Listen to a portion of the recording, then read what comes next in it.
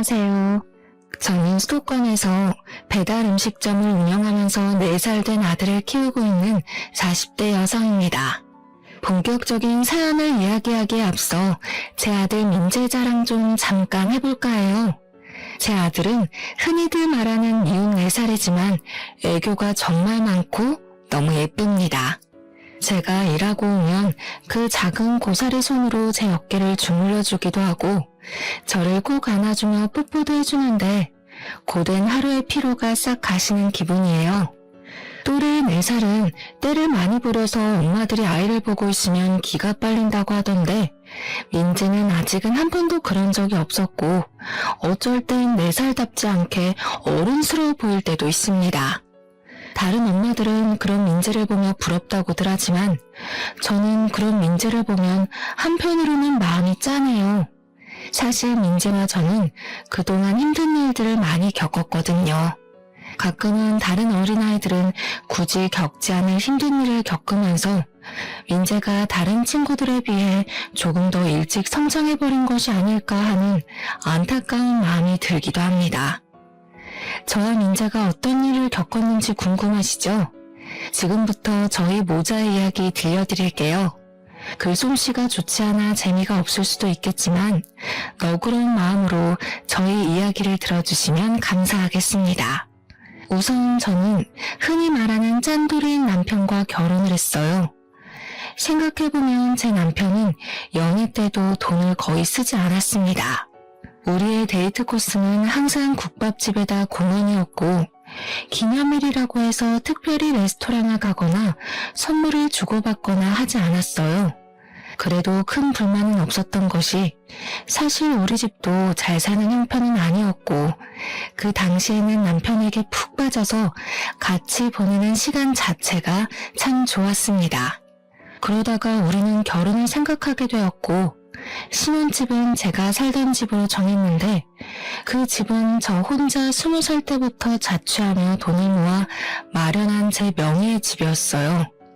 비록 변두리이고 구축의 투룸이기는 하지만 남편과 제 회사가 가까웠고 근처에 대형마트나 편의점 등의 각종 편의시설이 많아서 둘이 살기에는 만족스러웠습니다. 또한 집을 구한다고 대출을 추가로 받지 않아도 되니 살림에도 큰 보탬이 되었죠.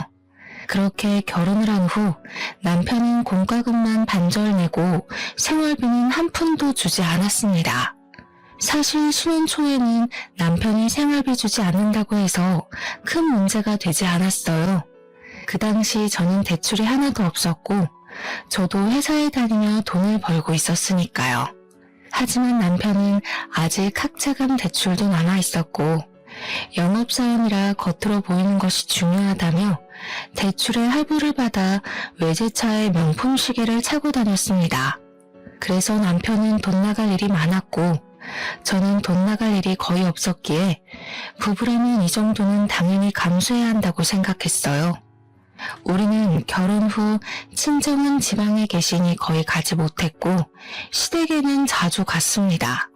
저의 시어머니는 정말 아들 사랑이 유별났어요. 밥을 먹을 때도 항상 남편 앞에만 고기 반찬이 가득했고 제 앞에는 김치만 있었죠. 제가 고기라도 먹으려고 하면 꼭 고기 반찬을 남편 앞으로 끌어다 놓았습니다. 먹을 것으로 사람을 차별하는 것도 참 서러운데 더 서러운 것은 시어머니의 말이었어요. 하루는 밥을 먹는데 자기 아들이 먹어야 할 고기를 제가 자꾸 먹자 뭔가 얄미우셨는지 제게 이런 말을 하시더라고요. 우리 아들 고기 좀 먹이게 줘봐. 아휴, 하긴 중구석에 고기가 있기나 했겠니? 너도 참 우리 아들 만나서 횡재지 뭐. 중구석에 살다 온 네가 수도권에서 이런 대졸자 남편 만난 게 얼마나 행운이야, 안 그래? 재준이도 고기 좋아하지만 저도 고기 좋아하고요. 저 어릴 때 시골에서도 고기 많이 먹었으니 저희 친정 무시하지 마세요. 그리고 어머니, 수도권에서 살아온 대졸자인 재준이나 시골에서 태어나 고졸자인 저나 월급 차이는 그다지 차이 없어요. 게다가 지금 저희 사는 집도 은행 대출 하나 없이 제 명의로 된 제 집인 거 아시죠? 부부가 네 집 내 집이 어딨어? 그냥 부부가 같이 사는 집이지. 그리고 너는 남편에게 재준이가 뭐냐 재준이가. 깍듯이 서방님이라고 불러. 목대 먹은 것. 시어머니 말에 한마디도 지지를 않아 지지를. 너는 옛날에 우리 시할머니랑 있었으면 이미 한 대 맞았다 이년아. 시어머니는 동갑인 남편에게 꼭 서방님이라고 부르라고 하질 않나. 말끝마다 수도권 출신의 대학교도 졸업한 남편을 얻은 것을 감사히 생각하라는 식의 말씀을 하셨어요. 저는 이런 이야기를 들으면 기분이 썩 좋지 않아 시어머니한테 저의 생각을 당당히 말을 했고, 그럴 때마다 시어머니는 괜히 트집을 잡으며 저의 길을 꺾어 놓으시려고 했습니다.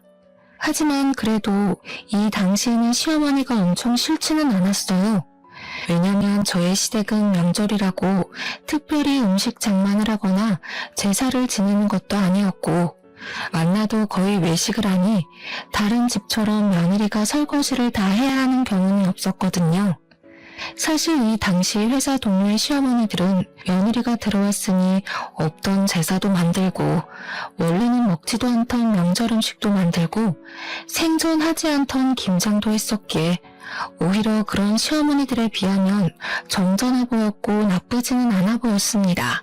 그러다가 시어머니에게 처음으로 정이 뚝 떨어진 사건이 있었어요. 사랑으로 남편의 짠돌이 성향이 충분히 극복이 가능했던 신혼생활 중 제가 임신을 했어요. 입덧과 허리 통증으로 힘들었지만 회사에 계속 다녔고, 시간이 흘러 어느덧 임신 8개월이 되었습니다. 슬슬 출산 준비를 해야 하는데 의사 선생님은 아기를 보시더니 뱃속의 아기가 이미 너무 크다며 유도분만을 권하셨어요. 그래서 남편과 제 회사 상황에 맞춰 적당한 날짜를 잡고 시어머니에게 유도분만할 것이라고 말을 했습니다. 아기가 뱃속에 있는데 약을 넣어서 출산하는 게 어딨어? 그게 말이 되니? 혹시 우리 집 장손이 잘못되면 어떡해? 나는 우리 재준이 낳을 때 그냥 힘주니까 쏙 나오더라. 너도 그러면 되지 무슨 약까지 넣어서 애를 낳으니? 안 된다. 절대 안 돼. 저도 유도분만으로 낳으면 더 많이 아프고 힘들다고 해서 하기는 싫은데 그래도 상황이 어쩔 수 없잖아요. 뱃속의 아기가 이미 너무 많이 커서 자연분만으로 하다가는 아기도 저도 위험해진다고 하는데 어떻게 무작정 자연분만을 고집해요. 그거 다 병원에서 돈 받아 먹으려고 하는 수작이야, 수작. 그 수작에 넘어가기는 안 되겠다. 내가 직접 가서 의사한테 말을 해봐야겠어. 네가 어리바리하고 어른 없이 혼자 다니니까 의사가 너한테 장사하는 거야. 시어머니는 제 다음 검진일에 산부인과까지 따라와서 의사 선생님께 자연분만을 해야 한다고 말을 했습니다. 의사 선생님은 처음엔 아이가 커서 위험하다고 좋게 말했지만 그래도 시어머니가 끝까지 자연분만을 해야 한다고 고집하자 그러다가 아기도 죽고 산모도 죽을 수도 있다고 하며 다들 죽는 꼴 보고 싶으면 그렇게 하시라고 단호하게 말씀했어요. 그날 집에 오면서 시어머니는 저에게 도대체 몸 관리를 어떻게 했길래 아기가 그 모양까지 컸냐고 하며 저를 구박했습니다. 물론 틈틈이 운동을 못한 제 잘못도 있긴 하지만 솔직히 오전 9시부터 오후 6시까지 사무실에서 일하고 나면 저도 피곤하고 집안일도 태산인데 언제 운동을 할 수가 있나요? 집안일 한 번 도와주지도 않았으면서 꼭 제가 몸 관리 잘못해서 그런 것처럼 타박하시니 참 속상했습니다. 어찌됐든 시간이 흘러 드디어 분만하는 날짜가 왔어요. 친정 부모님은 아침 일찍부터 오시려고 했으나 갑자기 일이 생겨서 밤에나 오실 수 있다고 했고 시어머니와 남편이 보호자로 병원에 왔습니다. 본격적인 진통이 시작되면서 태어나서 처음 느껴보는 엄청난 고통이 쓰나미처럼 밀려오는데 정말 이러다가 죽을 것 같았어요. 대충 이미 출산한 언니들로부터 진통에 관한 이야기는 들었지만 이런 엄청난 진통이 오리라고는 상상조차 못했습니다. 진통이 없을 때는 거의 기절해 있다가 진통이 올 때는 짐승처럼 울부짖었던 것 같아요. 그런데 더 큰 문제는 아기가 도통 내려오지 않았습니다. 게다가 저는 오랜 시간 진통을 겪어내느라 힘이 빠져 있었고 뱃속의 아기는 심박수가 매우 불안정한 상태였어요. 의사 선생님은 이대로 가다가는 위험할 것 같으니 수술을 해야 할 것 같다고 하며 시어머니와 남편에게 말했습니다. 수술은 무슨 수술이에요? 보호자인 내가 허락 못해요. 보호자가 허락 안 하면 어쩔 건데요? 현재 우리나라 법상 산모님만 동의하시면 의사의 판단하에 언제든 제왕절개 가능합니다. 지금 산모분 호흡도 불규칙적이고 아이가 위험해요. 이러다가 아기도 산모도 위험해집니다. 그러니 지금 바로 수술 진행하겠습니다.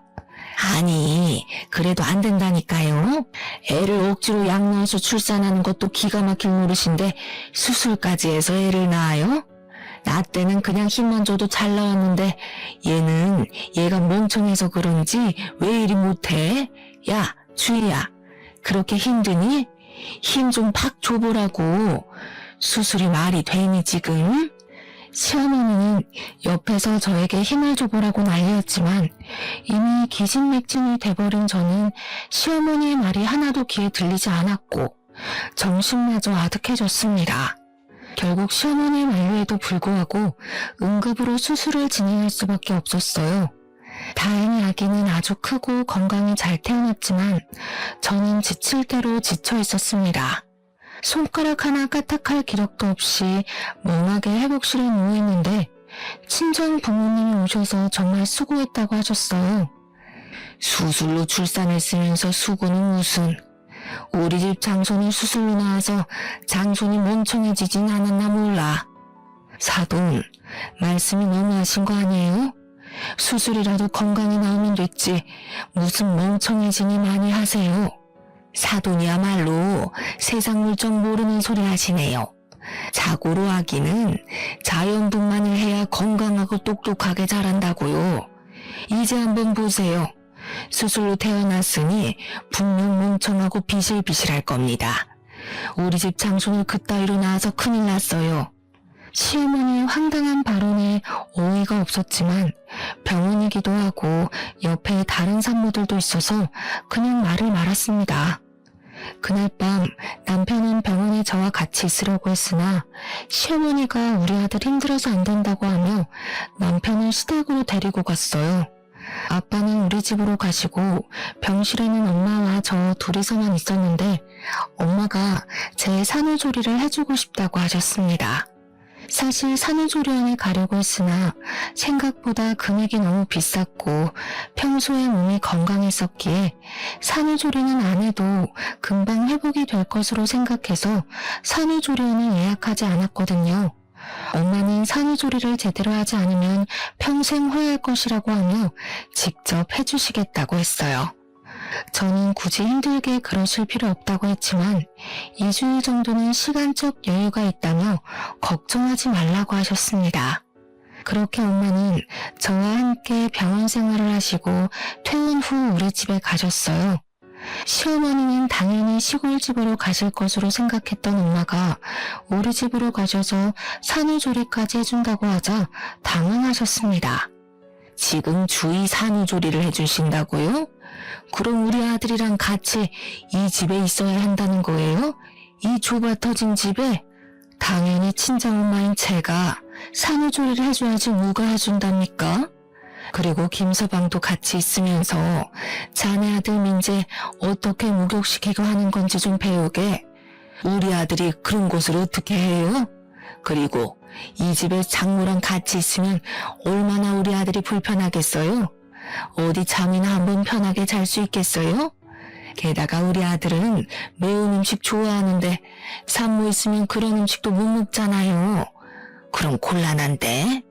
민재가 주임원의 아들도 아니고 둘이 같이 낳았는데 당연히 둘이 같이 키워야죠. 같이 아기 보고 해야지 어떻게 주희 혼자 저놈으로 아기를 봐요. 저 젊을 때는 재준이 낳고 판이라고 그랬어요. 자연분만도 아니고 수술로 나왔는데 뭐가 힘들다고. 아무래도 안 되겠어요. 그냥 우리 재준이는 제가 데리고 갈게요. 사돈 2주일 동안 계신다고 했죠? 그럼 그 시간 동안 제가 재준이 데리고 재준이 먹이고 할 테니까 2주일 동안 모녀간에 좋은 시간 보내세요. 시어머니는 기어이 남편을 데리고 시댁으로 가버렸습니다. 엄마는 한숨을 쉬며 저를 안쓰러운 눈빛으로 바라보셨고 저는 괜찮다고 억지로 웃음을 보였지만 엄마는 그래도 걱정이 한가득하였어요. 그렇게 2주일 후 엄마는 집으로 가시고 남편과 시어머니가 왔습니다. 저는 아직 모유수유 중이라 매운 음식을 못 먹는데 시어머니는 매운 갈비찜에 닭발을 잔뜩 만들어서 가지고 왔더라고요. 산모에 대한 배려는 하나도 없이 자기들 입맛에만 맞춰서 생활하는데 정말 얄미웠어요. 그 뒤로도 남편은 회사 다녀와서 단 한 번도 민재의 목욕은 물론 집안일조차 하지 않았습니다. 오히려 집에 오면 회사 일 때문에 스트레스 받는다고 바로 컴퓨터 앞에 앉아 게임만 했어요. 저는 그런 남편에게 정확히 일을 지시하며 시키려고 했지만 남편은 항상 피곤하다며 짜증을 냈습니다. 그렇게 2달이 지났고 어느덧 저의 출산 휴가도 끝나갔어요. 저는 시어머니에게 민재를 부탁해볼까 했으나 시어머니는 제가 말을 꺼내기도 전에 허리 아프니 절대 아기를 맡길 생각은 하지도 말라고 했습니다. 베이비시터도 마음에 드는 사람이 없었고 결국 아직 100일도 안 된 민재를 어쩔 수 없이 어린이집에 보냈어요. 어린이집 적응 기간이 끝나고 저는 회사에 복귀했는데 민재가 자꾸 아팠습니다. 한 번은 폐렴까지 와서 입원해야 했고 결국 저는 이러한 상황들 때문에 어쩔 수 없이 회사를 관두게 되었어요. 회사를 관두고 집에 있는데 시어머니한테 전화가 왔습니다. 너는 집에 있으니 참 편하겠다. 무슨 애 하나 출산했다고 회사를 관두니? 나 때는 민재 낳고도 업고 밭일도 하고 시부모도 모시고 다 했어. 하여튼 요새 젊은 사람들은 편한 것만 알지 고생하려는 마음은 눈꼽만큼도 없다니까. 제가 회사를 관두고 싶어서 관둔 것도 아니고 민재를 봐준 적도 없는 시어머니가 이런 식으로 말하자 너무 화가 났어요. 그때는 밭일이고 지금은 회사잖아요.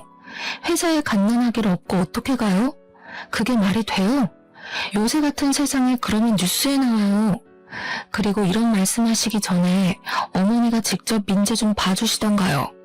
그것도 아니면 다시는 전화해서 그딴 이야기 하지 마세요. 아시겠어요? 이게 말하는 꼬락서니 좀 보소. 아무튼 그건 그렇고 너 이번에 퇴직금 받지? 지금 회사 20살 때부터 다녔으니까 퇴직금 꽤 나올 것 아니냐. 그 퇴직금 나 좀 이번에 주면 안 되겠니? 나도 염치가 있으니 다는 말고 절반만이라도. 내가 우리 남편 죽고 나서 사망보험금에 연금으로 어찌어찌 살긴 사는데 나도 요새 경제적으로 아주 힘들구나. 제 퇴직금을 달라고요? 제가 왜요? 어머니께서 저를 키우신 것도 아니고 제가 일해서 제가 번 돈인데 우리 엄마도 탐내지 않는 제 퇴직금을 왜 제가 어머니께 드려야 하죠? 그래도 내가 민재 할머니고 네 남편의 엄마잖니. 그니까 뭐 네 엄마도 되는 거지 뭐. 안 그래? 네? 그게 무슨 소리예요. 그리고 솔직히 남편이 학자금 대출에 할부금 갚느라 생활비도 안 주는데 이 돈이라도 있어야 민재도 키우고 하죠. 시어머니는 저에게 아주 당당하게 내 퇴직금을 요구했습니다. 저는 그런 시어머니의 요구가 전혀 이해가 되지 않았고 시어머니 역시 퇴직금을 주지 못하겠다는 저를 이해하지 못했어요. 그날 저녁 퇴근하고 온 남편은 저에게 부부는 같이 생활하는 사람인데 어떻게 퇴직금을 혼자 쓸 생각을 하냐며 뭐라고 했고 저는 그동안 생활비 한 번 주지 않은 남편이 이런 말을 할 자격이 있나 싶어 우리는 크게 싸웠습니다. 그 뒤로도 가면 갈수록 남편과 함께 사는 것이 힘들었어요. 게다가 시어머니는 제가 회사를 관둔 뒤로 거의 매일 우리 집에 와서는 살림에 대해 잔소리를 해댔고 우리 집에서 좋아 보이는 것이나 이쁜 것이 있으면 말도 하지 않고 가져갔습니다.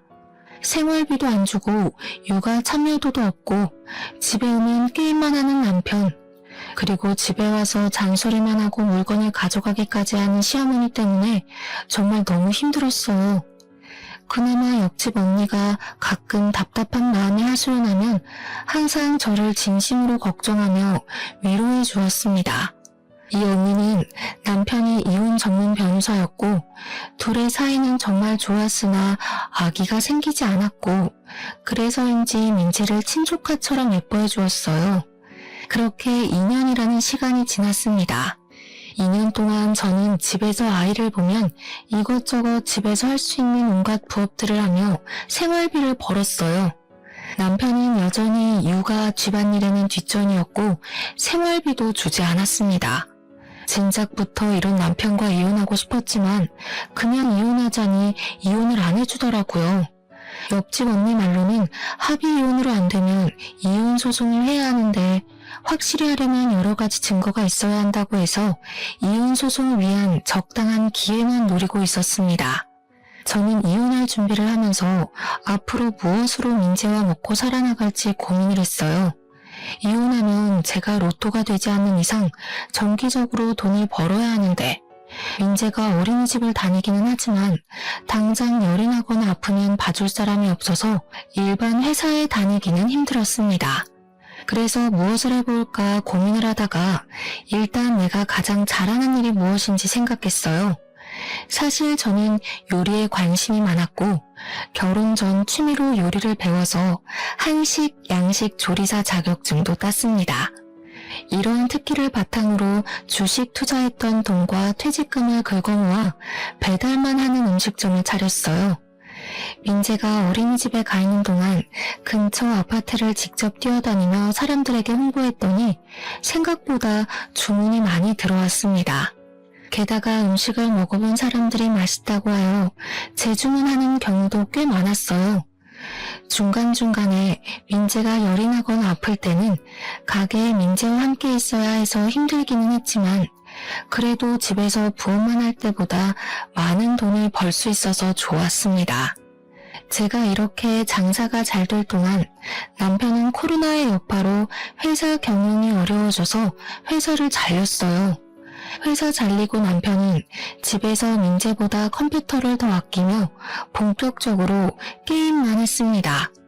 정말 꼴보기 싫어서 밥도 차려주지 않았지만 참 얄밉게도 엄마가 시골에서 쌀과 각종 밑반찬을 보내주셔서 남편이 밥 하나는 기가 막히게 챙겨 먹었어요.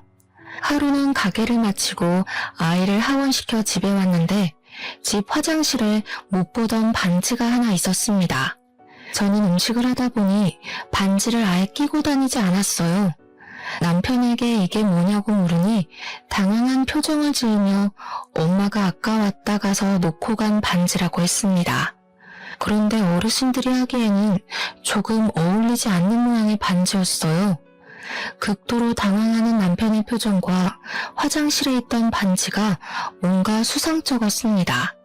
그리고 곰곰이 생각해보니 저는 머리가 단발인데 자꾸 집에서 긴 머리카락이 나왔어요. 이상함을 느낀 저는 남편 몰래 초소형 카메라를 구매해서 새벽에 남편 몰래 설치했습니다.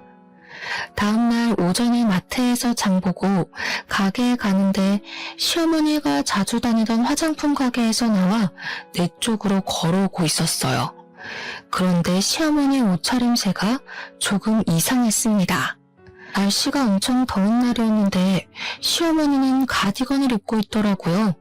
저는 시어머니에게 다가가 이 날씨에 긴팔 가디건을 입고 안 더우시냐고 했더니 자기는 나이 먹어서 춥다고 했습니다. 그러다가 지나가던 아이와 시어머니가 부딪혔는데 시어머니의 품에서 고가의 아이크림, 영양크림에서부터 각종 조그마한 화장품들이 우르르 쏟아졌어요.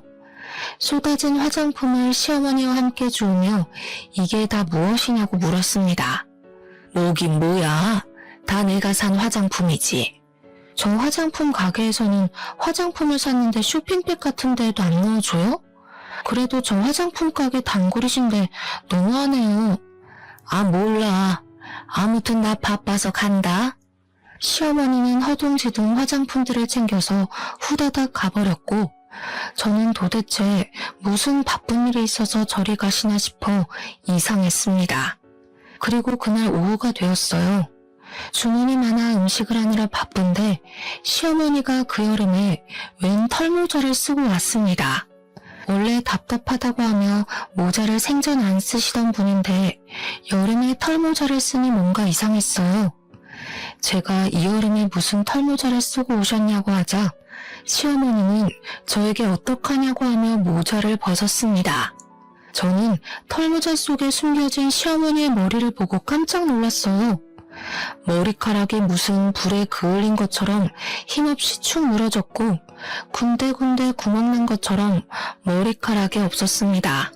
시어머니는 당황한 제게 웬 튜브형 화장품을 내밀더니 이거 린스 아니냐고 물었어요.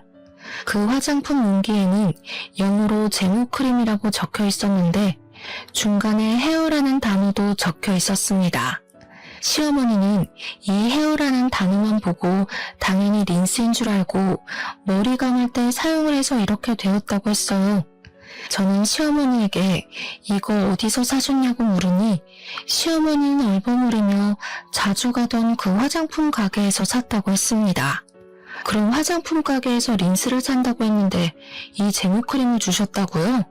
이거는 그 화장품 가게 완전히 잘못한 거죠. 바로 화장품 가게에 가서 어떻게 된 거냐고 따져야겠어요. 얘야, 그럴 필요 없다. 자주 가는 단골 화장품 가게인데 뭐하러 따지니? 앞으로도 종종 만나야 할 텐데. 그냥 내 머리는 어쩔 수 없고 이참에 미용실에 가서 머리 좀 손질하고 영양크림인가 뭔가 좀 넣고 하게 돈 좀 줘보렴. 네? 왜 그 돈을 저한테 청구하세요? 당연히 화장품 가게에다 청구하셔야죠. 지금 화장품 가게에서 잘못 줘서 제모크림으로 머리를 감아서 이렇게 된 건데 당연히 화장품 가게에서 책임져야 하는 거 아닌가요? 안 되겠어요. 제가 직접 가서 따져야겠어요. 그 사거리 약국 옆에 화장품 가게 맞죠? 저는 화장품 가게에 가서 따지려고 했지만 시어머니가 저를 말렸습니다. 원래 시어머니 성격상 이런 일 당하면 끝까지 따질 사람인데 그냥 있는다니까 이게 무슨 일인가 싶었어요. 저는 화장품 가게에 가려고 했으나 시어머니가 끝까지 말리기도 했고 배달 주문도 들어와서 그냥 가만히 있었습니다. 시어머니가 가시고 혼자 일을 하는데 그날따라 주문이 많아서 식재료가 부족했어요. 그래서 마트에 장 보러 갔다가 시어머니의 단골 화장품 가게를 잠깐 들렸습니다. 마침 집에서 쓰던 샴푸도 떨어지고 도대체 어쩌다가 제모크림을 린스로 착각하고 건넸는지 궁금했거든요. 들어가 보니 젊은 여직원 뒤로 시어머니가 썼던 튜브형 제모크림이 있었습니다. 저는 여직원에게 혹시 저 제모크림도 파는 거냐고 했더니 이 제품은 인기가 없기도 하고 유통기한이 지나서 팔지 않는 것이라고 했어요. 시어머니는 분명 여기서 저 제모크림을 샀다고 했는데 저는 제모크림은 파는 것이 아니라고 하는 것이 이상했습니다. 저는 여직원에게 시어머니의 이름을 말하며 혹시 아느냐고 물었어요.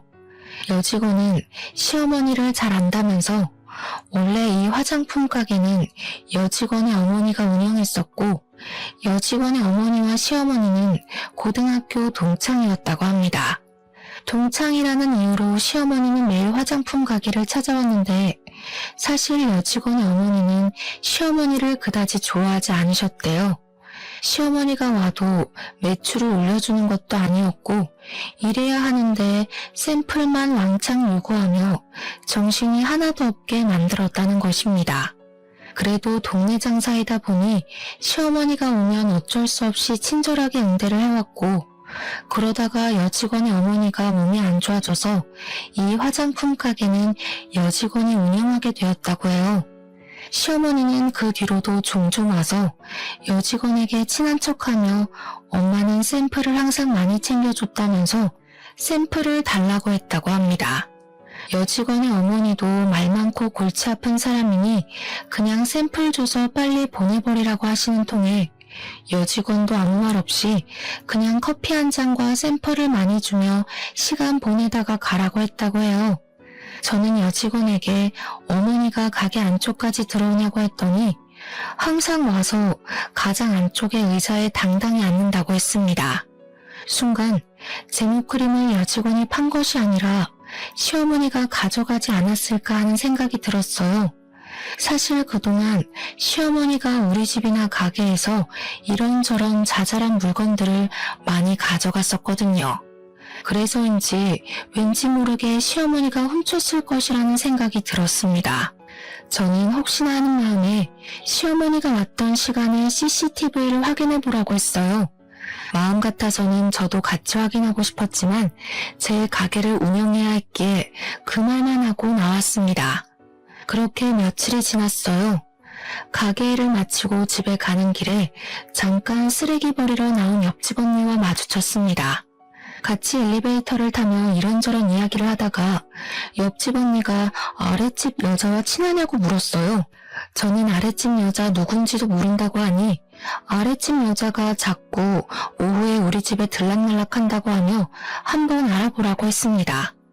옆집 언니와 헤어지고 집에 들어가려는데 갑자기 화장실에 있던 반지, 짧은 내 머리와는 다르게 긴 머리카락이 자꾸 나오던 것이 생각났어요. 저는 이전에 설치하고 입고 있었던 몰래카메라를 바로 확인하고 싶었지만 남편이 있으니 참았다가 다음날 민재를 등원시키고 가게로 출근해서 몰래카메라를 돌려봤습니다. 몰래카메라에 녹화된 내용을 보니 정말 황당했어요. 옆집 언니의 말대로 제가 가게에서 일하는 그 시간에 우리 집에 아랫집 여자가 왔더라고요. 아랫집 여자는 우리 집에 와서는 제가 자던 그 침대 위에서 남편과 충격적인 행위를 하고 있었습니다. 영상을 본 저는 이성을 잃었고 지금 당장 이혼할 생각으로 집으로 갔어요. 어차피 민재에게도 전혀 도움이 되지 않는 아빠인데다가 생활비도 한 푼 주지 않고 남남처럼 지내서 언제든 이혼하고 싶었지만 남편이 이혼은 안 된다고 해서 어쩔 수 없이 질질 끌고 온 결혼 생활이었잖아요.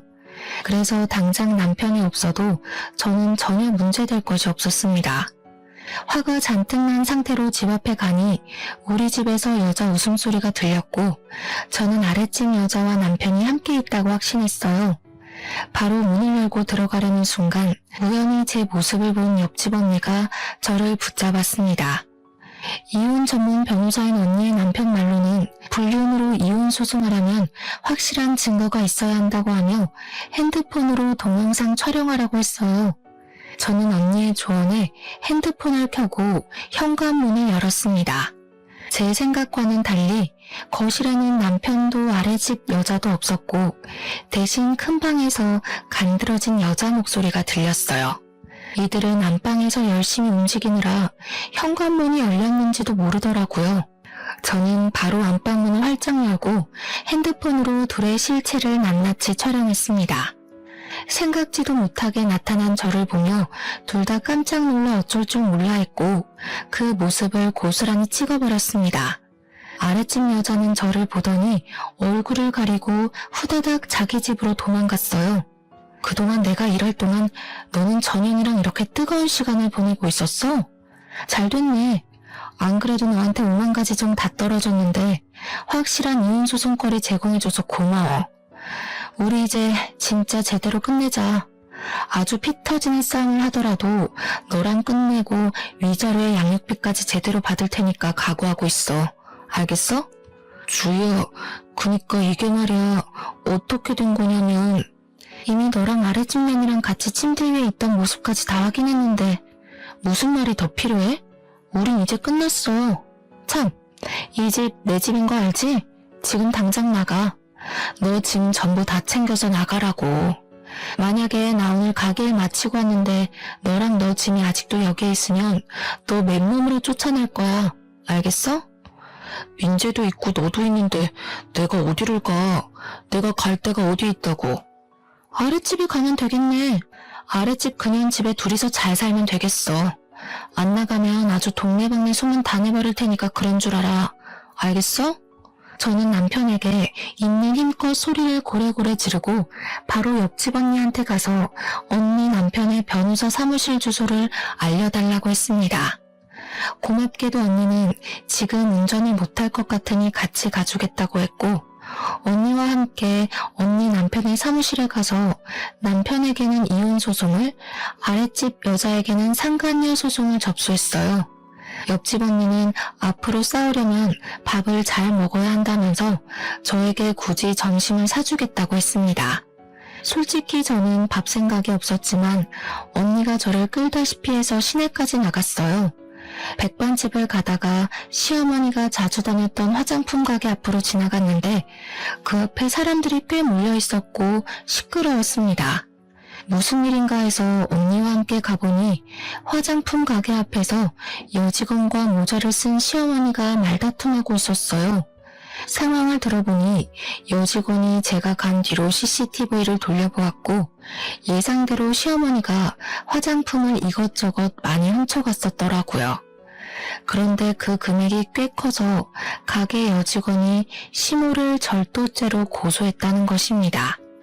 하지만 시어머니는 자신의 잘못은 인정하지 않고 그동안 알아온 정이 있는데 어떻게 절도죄로 고소하느냐고 하며 적반하장으로 큰 소리를 치는 상황이었어요. 시어머니는 한창 여직원에게 인정물이 없다고 행패를 부리다가 사람들 사이에 있는 저를 발견했습니다. 우리 며느리야. 내가 여기 화장품 가게 단골인 거 알지? 세상에 내가 이번에 저 여우 같은 년한테 절도죄로 고소를 당했단다. 이게 말이 되니? 아니 어차피 공짜로 들어오는 샘플인데 그거 좀 가져갔다고 내가 고소를 당했어 고소를. 세상에 어쩜 이리 각박하니? 이게 말이 되니 며느리야? 네가 저 년한테 말 좀 해줘봐라. 말이요? 무슨 말이요? 저는 할 말 없는데요. 그리고 어머니 안 더우세요? 이렇게 더운 날 무슨 모자예요? 저는 세상 억울한 표정을 짓는 시어머니의 모자를 벗겼습니다. 시어머니의 모자를 벗기니 개털 같은 머리카락과 군데군데 구멍난 자국이 보였어요. 아 맞다. 어머니 제모크림으로 머리 감는 바람에 머리카락이 이상해져서 모자 쓰고 다니셨죠? 그런데 그 제모크림 말이에요. 제가 여기 여직원한테 물어보니까 그거 유통기한이 지나서 파는 것도 아니라던데요. 매대에 있던 것도 아니고 직원 자리 뒤에 있던데 어머니는 그것을 어떻게 보고 가져오셔서 그걸로 머리를 감으셨어요? 지금 너 무슨 소리를 하는 거니? 내가 설마 여기 있는 화장품을 진짜 훔쳤다는 거야? 그러지 않고서야 팔지도 않는 그 제모크림을 어떻게 어머니가 가져오셨겠어요? 안 그래요? 게다가 아까 하는 이야기 들어보니까 CCTV에도 확실히 찍힌 것 같던데 그냥 더는 행패 부리지 말고 인정하세요. 얘가 지금 뭐라는 거야? 얘, 너 똑바로 말 안 할래? 젊은 년이 더위를 먹었나? 제정신이야? 저 어느 때보다 제정신이에요 어머니. 옛말에 공짜 너무 좋아하면 대물이 된다는 말 있죠? 지금 이 상황과 어머니 머리 상태 보니까 그 말이 딱 떠오르네요. 평소에도 맨날 우리 집과 가게에 있는 것들 하나하나 훔쳐가시더니 이제는 남의 가게 제품까지 훔쳐가시면 어쩌자는 거예요. 그리고 할 말이 하나 더 있는데요. 저 이제 이혼해요. 저 이제 아줌마의 며느리 아니라고요. 이혼? 무슨 이혼? 우리 재준이가 너랑 이혼해 준대? 네, 이젠 무조건 해야 하거든요. 세상에 되게 잘나신 그 아드님이 아랫집 여자랑 아주 뜨거운 사이더라고요. 하마터면 제 집이 그 둘의 뜨거운 사랑에 불타 없어질 뻔했잖아요. 그래서 착한 제가 그 둘이 알아서 잘 먹고 잘 살라고 저는 빠지려고요. 아줌마. 뭐? 아줌마? 우리 아들이 그렇게 불륜을 저질렀다는 증거라도 있어? 있냐고. 당연히 있죠. 제가 설마 증거도 없이 이러고 있을까봐요. 엄마는 절도죄, 아들은 이혼 소송, 아들 불륜녀는 상간녀 소송. 참 볼만하겠네요. 아무튼 아줌마의 머리가 빨리 원상복귀되기를 바라며 그럼 법원에서 봬요. 저의 폭탄 발언에 주변에 있던 사람들은 다들 시어머니에게 손가락질했고 잠시 후 화장품 가게 여직원의 신고로 경찰들이 와서 업무 방해죄로 시어머니를 데리고 갔습니다. 그날 저녁 어린이집에서 하원한 민재는 옆집 언니에게 부탁하고 저만 집으로 들어갔어요. 제가 그렇게 엄포를 놓았지만 집에는 남편이 아직도 있었습니다. 너 어떻게 우리 엄마가 경찰서에 끌려갔는데 그렇게 모른 척할 수가 있어? 아줌마라고도 하면서 내 이야기도 했다면서? 이제 우리 이혼할 건데 너희 엄마가 경찰서에 끌려가든 감옥에 가든 그게 뭔 상관이야. 그리고 너 내가 나가라고 했지? 안 나가? 나 너랑 절대 이혼 못해. 안 해. 절대 이 집에서 한 걸음도 못 나가. 남편은 저에게 절대 나가지 않겠다고 강력히 주장했습니다.